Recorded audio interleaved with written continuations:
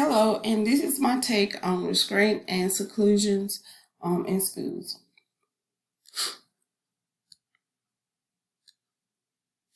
The debate on the use of restraint and seclusion in schools.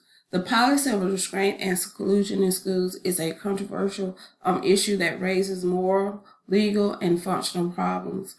These interventions would dampen severe behavior tantrums in the school environment, especially among the children who have learning disabilities.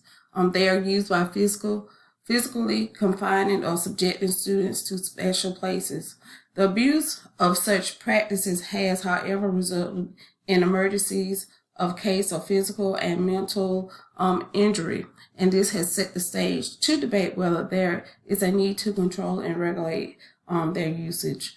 The contemporary importance of the topic in the learning environment can be witnessed by pre-existing inequality of state legislature and the absence of federal regulation that protects students from unfair treatment. When schools attempt to create a safe, welcoming environment, discussing whether restraint and seclusion should be prohibited or kept as emergencies measure is vital. Now here's my stance on this. I hold the argument that the government should ban restraint and seclusion in schools as proposed by the NDRN in 2012. The reported incidents of abuse, which include taping students to wheelchairs with patch tapes or being left in rooms labeled screen rooms, severe to point out possible traumatizing effects and infringement of students' rights due to the practices. The NDRN highlights the fact that disproportionate use of restraint and seclusion on students with disabilities results in discrimination and the inability to identify and provide solutions to the cause of problem behaviors.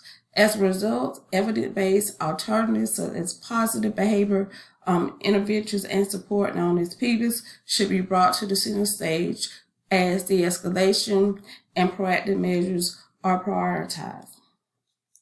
Okay, so let's go to the next opposing viewpoint. The opposing viewpoint. Critics led by the American Association of Schools Administration argue that restraint and seclusions are needed to ensure school safety. They say that the prohibition of such activities would put staff members and students at risk, especially during a violent incident or poor emotional control. The AASA also emphasized the unfeasible of a standard of serious bodily injuries, which would not only postpone the interventions, but also might lead to the surge of litigations. They approve of improved training and local regulations instead of bans without denying the possibility of misuse. And that's my opposing view.